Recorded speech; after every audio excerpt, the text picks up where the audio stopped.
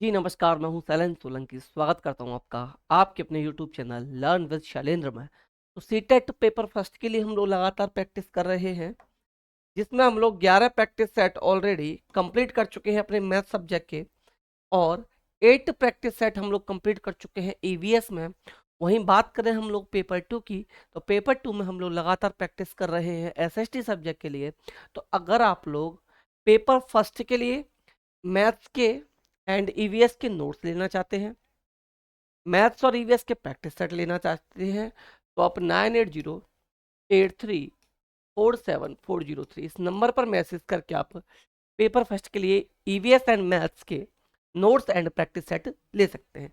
इसके अलावा आप पेपर 2 के लिए साइंस एंड एसएसटी के नोट्स और एसएसटी के प्रैक्टिस सेट, साइंस एसएसटी के आपको नोट्स मिल जाएंगे एंड एसएसटी के आपको प्रैक्टिस सेट भी पेपर 2 के लिए मिल जाएंगे। तो चलिए शुरू कर लेते हूँ अपना आज का वीडियो प्रैक्टिस सेट नंबर 12। और जिन लोगों ने अभी तक चैनल को सब्सक्राइब नहीं किया है या लोग जो चैनल पर नए हैं, आप लोग चैनल को सब्सक्राइब कर लीजिएगा, वीडियो को लाइक एंड शेयर कर दीजिएगा। तो शुरू करते हैं प्रैक्टिस सेट नंबर 12 का क्वेश्चन नंबर 1। क्वेश्चन नंबर 1 हमें गिवन है, विशाल के पास 1 दर्जन कैंडी है, 10 दर्जन कैंडी है। आप जानते हो 1 दर्जन में 12 आइटम्स होते हैं, तो 10 दर्जन का मतलब हो गया कि उसके पास टोटल 100 टोटल कैंडी है। कितनी कैंडी है? 120 कैंडी उसके पास टोटल हमारी है। इसके बाद अगर हम देखें तो उसने क्या किया, उसने इनका 1/3 भाग राधा को, 1/3 भाग किसको दे दिया? राधा को इन्होंने दे दिया 1/3। तो देखिए 120 का 1/3, तो 3 से जब इसको रिड्यूस करेंगे तो 40 टाइम्स एंड 40 बन जा 40, तो 40 इसने दे दी राधा को, 40 क्या दे दी? राधा को दे दी। 2/5 भाग इसने दे दिया आसिफ को। तो देखिए 120 का ही निकाल लेते हैं, 120 का ही निकाल लेते हैं। 2/5, 2/5 5 से जब इसको रिड्यूस करेंगे हम, तो 5 2 जा 10 और 5 4 जा 24। तो ये आ गया आपका यहाँ पर 5 4 जा 40, सॉरी 20। तो ये जब रिड्यूस किया 24 टाइम, 24 एंड 2 होता है आपका, मल्टीप्लाई किया तो 48, 48 दे दी उसने आसिफ को, 48 मिल चुकी है आसिफ को। अब 1/12 दे दी उन्होंने सोनू को। सोनू को कितनी दी? 1/12। सोनू को दी आपकी 1/12। तो 120 का 1/12 आपका होता है 12 से जब आप 120 को रिड्यूस करोगे तो ये 10 टाइम जाएगा, और 10 का जब 1 में मल्टीप्लाई करोगे तो 10 आएगा। ये दे दी, सोनू को दी 10, आसिफ को दी 48, राधा को दी 40, टोटल थी 120। तो उसके पास सब कैंडियों की संख्या क्या है? तो देखिए हमें उन तीनों को अगर प्लस कर दें, 120 से माइनस कर दें, तो आंसर निकल आएगा। टोटल थी उसके पास 120, माइनस उसने कितनी डिवाइड कर दी? राधा को 40, 48 आसिफ को एंड 10 सोनू को। जब हम इसको प्लस करेंगे तो प्लस करने के बाद आप जानते हो आपको मिल जाएगा, ये कितना हो गया? 40 एंड 48 हो जाएगा 88, 88 एंड 10 ये हो गया 98, 90। और टोटल थी 120, 120 से 98 को जब हम माइनस करेंगे तो टोटल आ जाएगा 22। टोटल 22 कैंडी अब उसके पास बची। तो इस तरीके से क्वेश्चन नंबर 1 का जो आंसर बना, ये option number C right answer बना। लेकिन आप लोगों ने यहाँ एक चीज नोटिस की होगी कि जो ऑप्शन नंबर सी गिवन है ये दूसरे नंबर पर दिया हुआ है, तो इसलिए ध्यान से जब आप सर्कल फिल करोगे, हर एक वीडियो में मैंने बताया है, अब 4-5 क्वेश्चन हर एक सब्जेक्ट में ऐसे आने लगे हैं।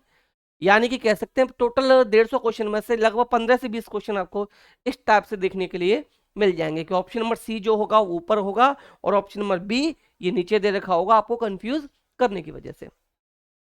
अब चलते हैं क्वेश्चन नंबर 2 पर।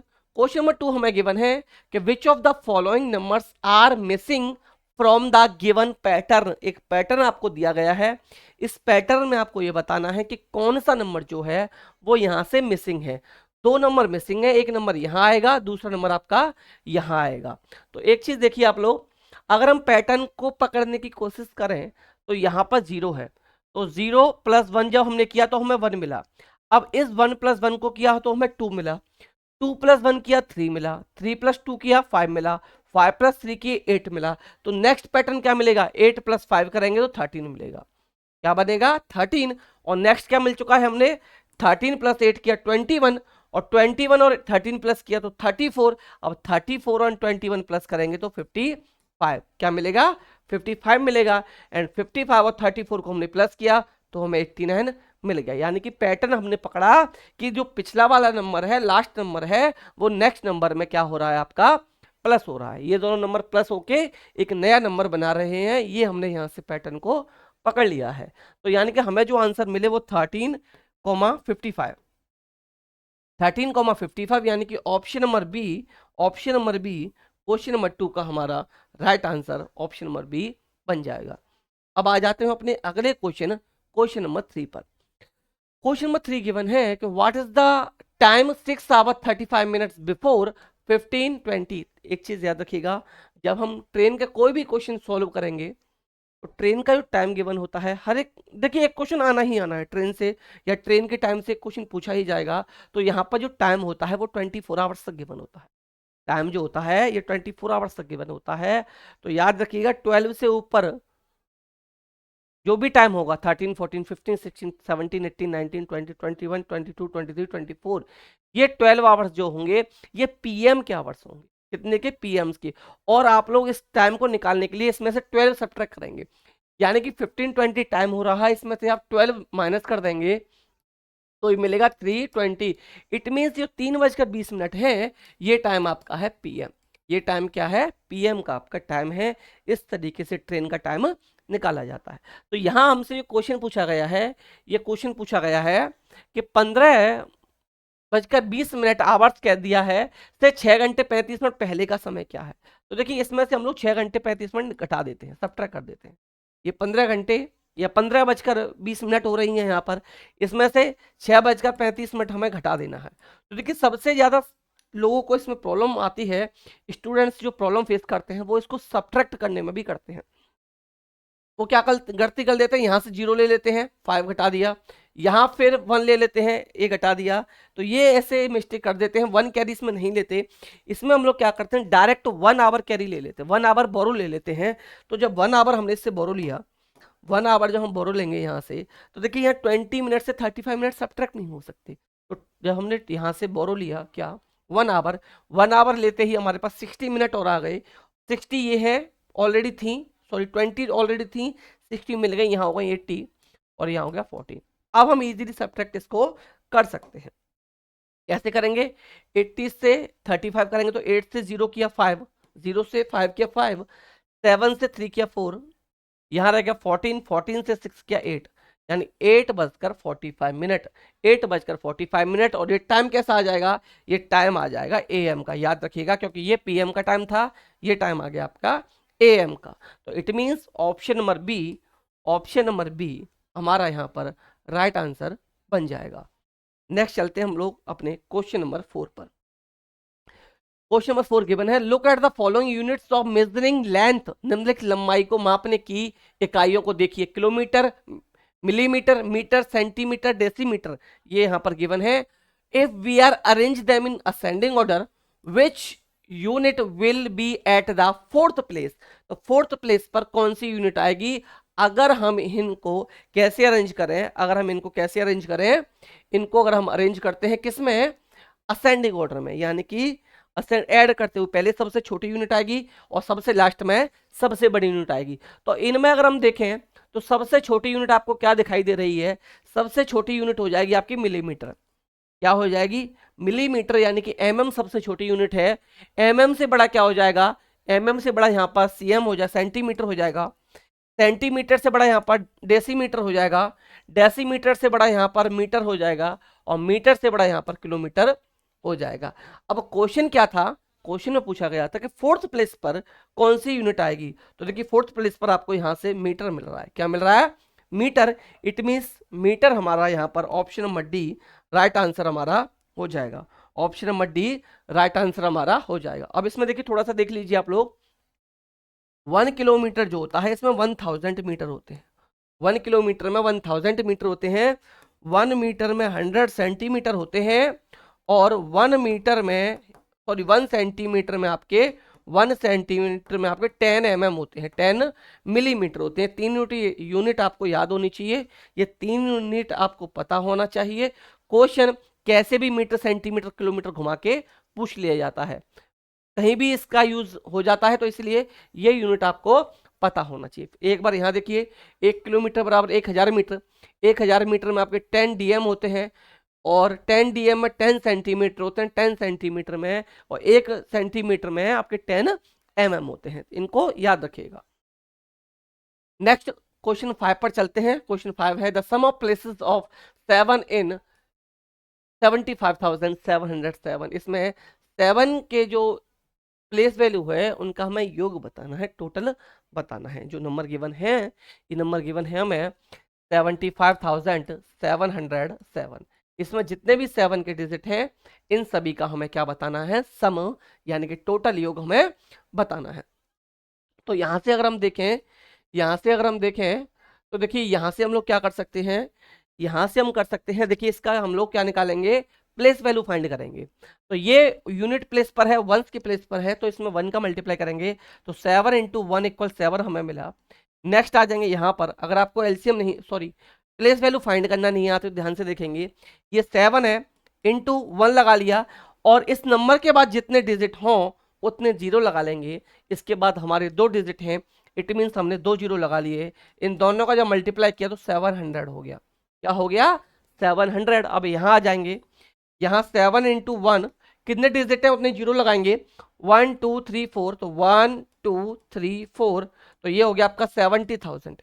ये क्या हो गया, 70,000 हो गया। अब हम इस सब को क्या करेंगे, प्लस करेंगे, तो देखिए 70,000 707, तो इसको करेंगे 70707, 70707, 7 है, 7 है, 21 है, 70707। It means option number C हमारा यहाँ पर राइट आंसर बन जाएगा। एक चीज समझिए, अगर यहाँ फेस वैल्यू पूछता, अगर यहाँ प्लेस वैल्यू की जगह फेस वैल्यू पूछ लेता, एक क्वेश्चन और समझ लीजिए, क्वेश्चन में प्लेस वैल्यू की जगह फेस वैल्यू पूछता, तो एक चीज याद रखिएगा, फेस वैल्यू उस नंबर की वही होती है जो वो नंबर होता है। जो नंबर गिवन होगा वहां पर फेस वैल्यू उस नंबर की वही हो जाएगी। जैसे कि इसमें 7 की फेस वैल्यू 7 होगी एंड 5 की फेस वैल्यू 5 होगी। इस चीज को आप लोग याद रखिएगा। Next question number 6। Question number 6 given है which of the following is not correct. ये 4 ऑप्शंस आपको गिवन है, ये 4 के 4 आपको सॉल्व करने पड़ेंगे, और इसमें से आपको ये बताना है कि इनमें से आपका करेक्ट कौन सा नहीं है, यानी कि जो इनकरेक्ट है, जो रॉन्ग है, आपको वो यहां पर बता देना है, वो यहां पर आपको बताना है। तो देखिए इसको जब सॉल्व करेंगे तो पहला गिवन है 2½ डजन इज इक्वल 30। आप जानते हैं 1 डजन में आपका क्या होता है, 12 होते हैं, तो 2.5 × 12 करेंगे इक्वल 30 ही आपको मिलेगा। It means option number A आपका राइट है, ऑप्शन नंबर ए आपका राइट है। ऑप्शन डी पर चलते हैं। 1 रुपी इक्वल आप जानते हो 100 पैसे होते हैं, 100 पैसे होते हैं, तो 100 पैसे को जब हम लोग रुपी में लिखेंगे, 10 पैसे को रुपीज में लिखेंगे, तो रुपीज 0.10 ही हम इसको लिखेंगे। It means option D is right. अब यहां आ जाइए, 1 millimetre is equal to 0.1 centimetre. Previous question की बात करें तो वहां मैं आपको बता कर आया था कि 1 सेंटीमीटर इक्वल आपका 10 mm होता है, तो आपका 1 mm किसके हो जाएगा, 0.1 सेंटीमीटर के इक्वल हो जाएगा। किसके इक्वल हो जाएगा, 0.1 सेंटीमीटर के इक्वल होगा। It means option number C भी आपका सही है। तो रॉन्ग कौन सा हो गया, ऑप्शन नंबर बी आपका रॉन्ग हो गया। एक बार चेक इसको कर लेते हैं। देखिए इसमें क्या गिवन है कि 5 litre 50 millimetres is equal millilitres is equal to 550 millilitres, जबकि मैं बता चुका हूं 1 litre is equal to 1000 millilitres, यानी कि 1000 ml 1 लीटर में आप लोगों के होते हैं। 1 litre is equal to 1000 ml आपका होता है। तो ऑप्शन नंबर बी हमारा यहां पर रॉन्ग ऑप्शन बन जाएगा। अब चलते हैं अपने नेक्स्ट क्वेश्चन। नेक्स्ट क्वेश्चन है आपका क्वेश्चन नंबर 7। क्वेश्चन नंबर 7 में हमसे पूछा गया है कि निम्नलिखित में से कौन सा सही है, निम्न में से कौन सा सही है ये बताना है। तो देखिए 3/5 एंड 5/7 इनमें से कौन सा बड़ा है, तो देखिए क्रॉस मल्टीप्लाई करते हैं। 7 का किया 21, 5 का किया 25, तो ये नंबर बड़ा है। तो कौन सा सही है? ये हो गया रॉन्ग। ये क्या हो गया? रॉन्ग हो गया, ये तो सही नहीं निकला हमारा। दूसरे पर आ जाते हैं। दूसरा है 2/5 एंड 8/30, ये इक्वल है। तो देखिए अगर हम इसको काटें तो 2 से 4 टाइम, 2 से 15 टाइम, तो ये इक्वल नहीं आया, इट मीन्स ये भी हमारा रॉन्ग हो गया। नेक्स्ट है 1/5, आपका थर्ड ऑप्शन है कि 1/5 और 1/3, जब इसको सॉल्व करेंगे आप लोग, ये हो गया 3 और ये हो जाएगा 5, इट मीन्स ये राइट है। तो ये राइट है, तो यानी कि ये हमें सही मिल चुका है, राइट ऑप्शन ही पूछा गया था। तो ऑप्शन नंबर सी जो है ये हमारा राइट ऑप्शन बन जाएगा। क्वेश्चन नंबर 7 के लिए राइट ऑप्शन सी। डी को भी चेक करा देता हूं। डी आपका गिवन है कि 1 होल 1/3 ग्रेटर है 2 होल 1/6 से, ग्रेटर है 2 होल 1/6 से,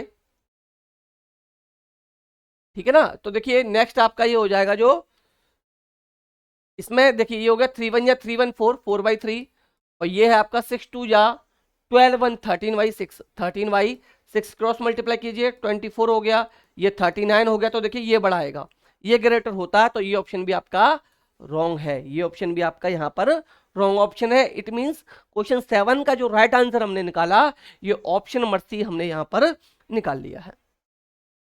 अब आ जाओ अपने अगले क्वेश्चन की तरफ। अगला क्वेश्चन है हमारा क्वेश्चन नंबर 8। क्वेश्चन नंबर 8 बहुत इंपॉर्टेंट क्वेश्चन है। ये क्वेश्चन आपका देखिए सीटेट में तो मैं कह नहीं सकता, बट यूपी टेट में ये क्वेश्चन कई बार पूछा गया है। यूपी टेट हो, पुलिस का एग्जाम हो, बैंकिंग के एग्जाम हो, उसमें ज्यादातर ये क्वेश्चन आप लोगों का पूछ लिया जाता है। पुलिस के एग्जाम में और यूपी टेट में तो कई बार आपको देखने के लिए क्वेश्चन मिल गया होगा। यहां गिवन है कि what is the sum of all factors of 56, 56 के सभी फैक्टर्स का सम क्या होगा। तो देखिए इसके लिए एक तरीका है, पहले हम इसके फैक्टर्स करते हैं। 56 के फैक्टर्स जब हम करेंगे तो ये देखिए कैसे निकले। 2 से किया 28 आ गया, 2 से किया 14 आ गया, 2 से किया 7 आ गया, और 7 से किया 1 आ गया।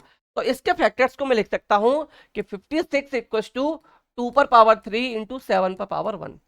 2 पर पावर 3 है इंटू 7 पर पावर 1, ये हमने इसके फैक्टर्स को लिख लिया। अब इसका सम निकालने के लिए, सम कैसे निकालते हैं, सम के लिए हम लोग क्या करेंगे, ये देखिए कि फैक्टर्स 2 पर पावर 3 है, तो इसको हम लोग स्टार्ट करेंगे 0 से, इसको 0 से स्टार्ट करेंगे 3 तक चलेंगे।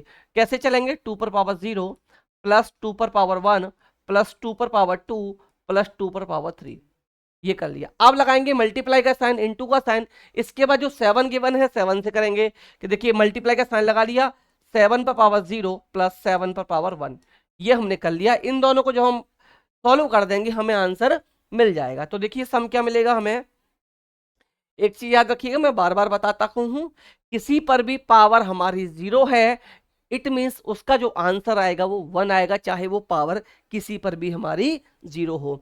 तो जब 2 पर पावर हमारी 0 है तो ये बन जाएगा आपका 1, प्लस 2 पर पावर 1 है तो 2 1 जा 2 बनेगा, प्लस 2 पर पावर 2 है तो ये 4 बनेगा, 2 पर पावर 3 है तो ये 8 बनेगा, मल्टीप्लाई नेक्स्ट 7 पर पावर जब 0 है तो इसका आंसर भी 1 आएगा, प्लस 7 पर पावर 1 है तो 7 1 जा 7 होता है, ये 7 हो जाएगा। अब कर देंगे इसको सॉल्व। सॉल्व करने के लिए क्या करेंगे, इसको करते हैं प्लस, प्लस किया 1 एंड 2 3, 3 एंड 4 7, 7 एंड 8 15, 15 आ गया, मल्टीप्लाई 7 एंड 1 8 आ गया।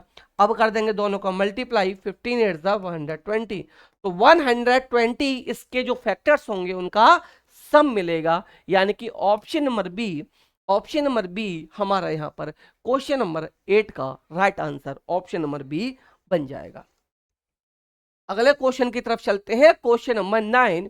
क्वेश्चन नंबर 9 गिवन है कि Rehan makes cubes using paper folding, he makes 25 cubes of each side 5 centimetre. वो क्या करता है, 25 क्यूब्स बनाता है जिसकी प्रत्येक साइड 5 सेंटीमीटर होती है। Now he needs a big box to keep all these cubes, what should be the volume of the big box so that all small cubes can be kept in it without leaving any empty space। Rehan क्या करता है, कागज को मोड़कर उसका क्या बनाता है, घन बना लेता है। उसका क्या बनाता है, घन बनाता है, और जो घन बनता है उसकी जो भुजा है वो 5 सेंटीमीटर की है, ऐसे ही 25 घन वो बना लेता है और इन सभी को एक बड़े बॉक्स में वो रखना चाहता है। तो बड़े बॉक्स जो होगा उसका वॉल्यूम क्या होगा, ये क्वेश्चन आपका यहां पर पूछा गया है। तो एक चीज समझिए यहां से आप जानते हैं पहले हम लोग क्या करेंगे, एक बॉक्स का वॉल्यूम निकाल लेते हैं और इसमें 25 का मल्टीप्लाई कर देंगे तो बड़े बॉक्स का वॉल्यूम हमें यहां पर मिल जाएगा। तो देखिए वॉल्यूम ऑफ क्यूब क्या होता है, वॉल्यूम ऑफ क्यूब क्या होता है, वॉल्यूम घन का आयतन क्या होता है, घन का आयतन मैं दोनों में लिख देता हूं हिंदी और इंग्लिश वालों के लिए।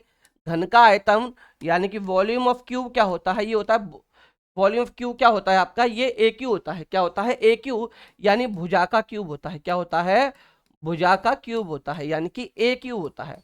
तो साइड कितनी है, साइड आप जानते हो 5 सेंटीमीटर है। जब 5 सेंटीमीटर साइड है तो टोटल आ जाएगा 125 सेंटीमीटर। कितना आ जाएगा, 125 सेंटीमीटर क्यूब। ये एक बॉक्स का वॉल्यूम हमें मिल चुका है।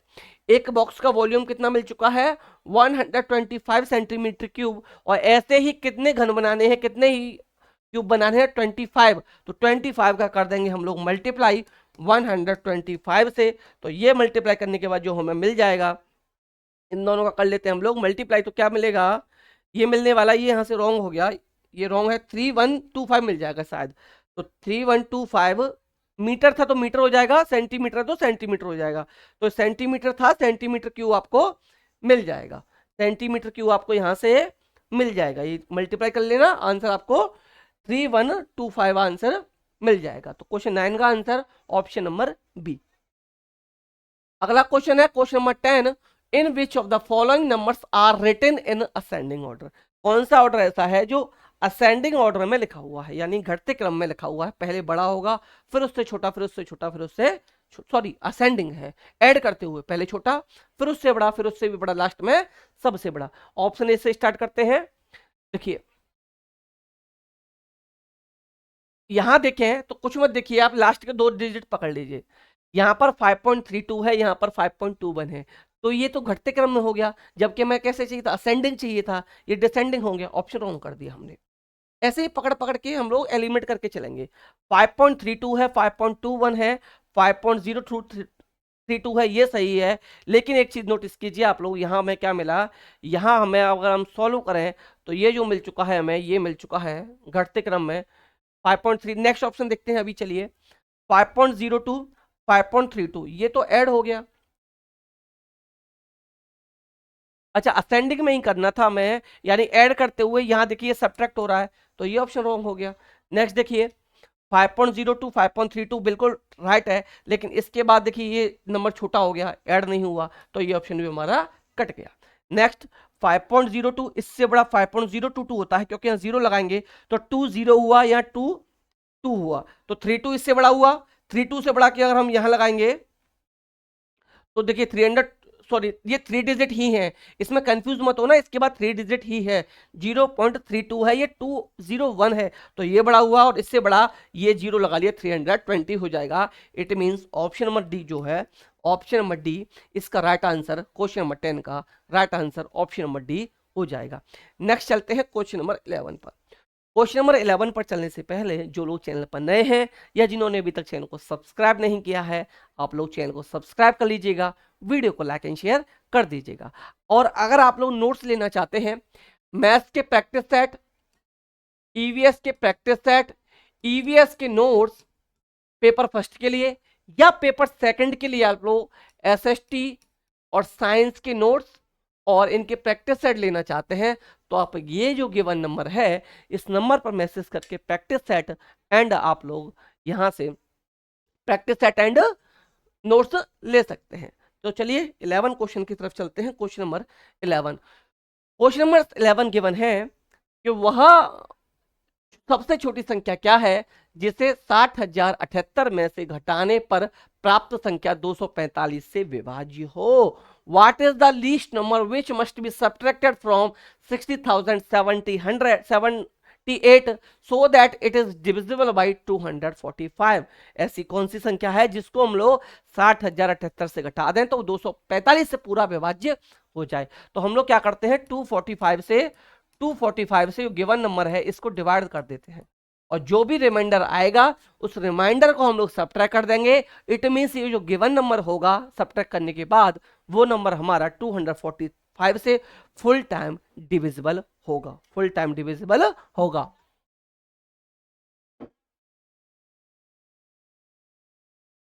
नेक्स्ट देखिए, नेक्स्ट यहाँ है हमारा, इसका किया हमने तो देखिए 245 से 2 टाइम कर सकते हैं, 2 टाइम किया तो ये हो गया 490। क्या मिला हमें? 490 यहां से मिल गया।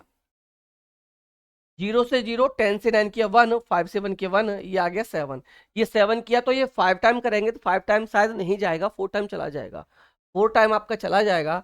4 टाइम जो हम इसका करेंगे तो 4 5 जा 20, 2 कैरी आया, 4 4 जा 16 एंड 2 18, 1 कैरी आया, 4 2 जा 8 1 9, 4 2 जा 8 1 9 मिला हमें यहाँ से, तो ये मिला 7, 7 मिला, यहाँ से मिला 10 से 8 किया 2, या 10 से 9 किया 1, अब यहाँ पर आ गया 8, अब यहाँ पर आ गया 8, अब चला जाएगा इसमें 5 टाइम, 5 टाइम चला जाएगा तो देखिए 5 5 जा 25, 5 5 जा 25, 2 कैरी आ गया, 5 4 जा 20 एंड 2 22, 2 कैरी आ गया, 5 2 या 10 एंड 2 12 आ गया।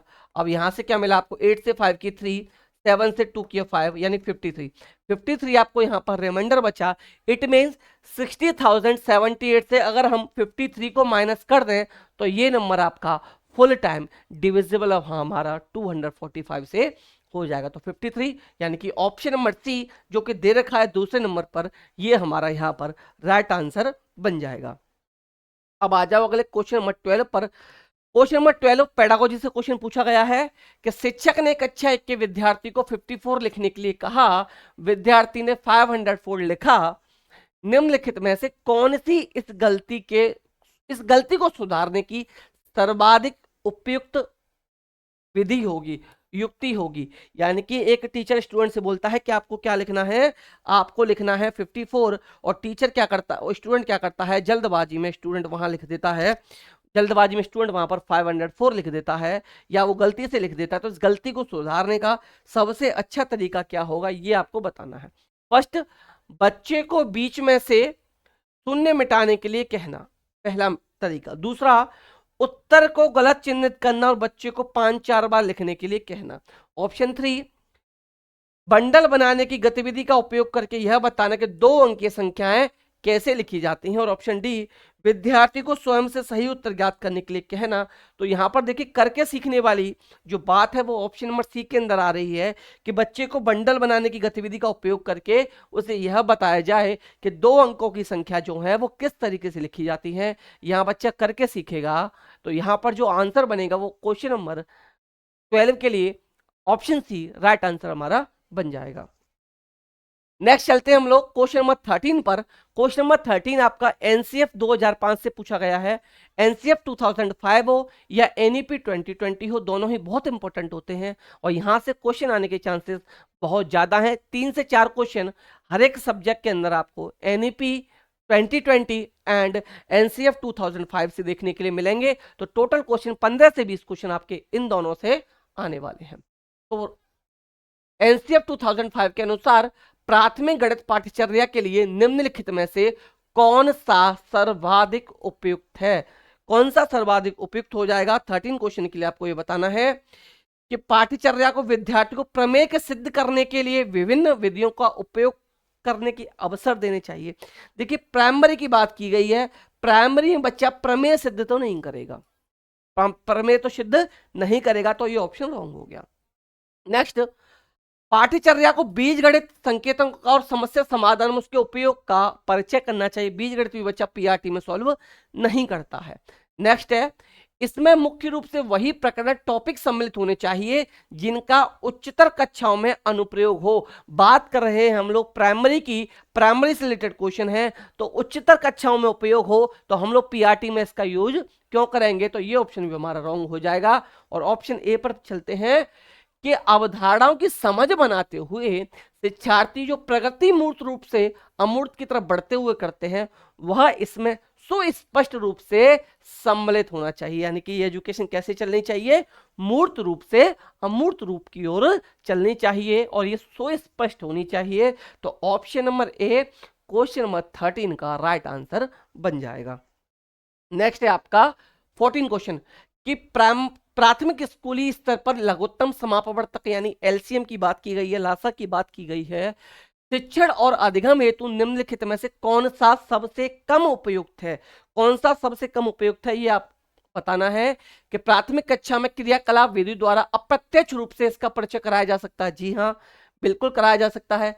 इससे प्राथमिक कक्षाओं में को बच्चों को नहीं पढ़ाया जा सकते। कम उपयुक्त तो क्यों नहीं पढ़ाया जा सकता? ये ऑप्शन रॉन्ग हो गया। क्यों नहीं पढ़ाया जा सकता? पढ़ाया जा सकता है। ऑप्शन सी, दैनिक जीवन में ऐसे बहुत से उदाहरण हैं जहां पर बच्चे इस अवधारणा का अप्रत्यक्ष रूप से प्रयोग करते हैं। जी हाँ, बिल्कुल प्रयोग करते हैं। ऑप्शन राइट हो गया। सूचना एवं संप्रेषण तकनीकी यानी कि आईसीटी के बारे में बात की गई है, का प्रयोग करते हुए इसका परिचय बहुत दिलचस्प तरीके से कराया जा सकता है। तो ये ऑप्शन भी यहां से राइट हो गया। तो सबसे कम उपयुक्त यानी कि ऑप्शन नंबर बी जो है ये रॉन्ग है, और रॉन्ग ही हमसे पूछा गया था, इसलिए क्वेश्चन नंबर 14 के लिए राइट आंसर जो बनेगा ये option number be wrong option हमारा बन जाएगा। यानी कि ऑप्शन रॉन्ग है, इसलिए राइट आंसर हमारा ये बनेगा। अब चलते हैं क्वेश्चन नंबर 15 पर।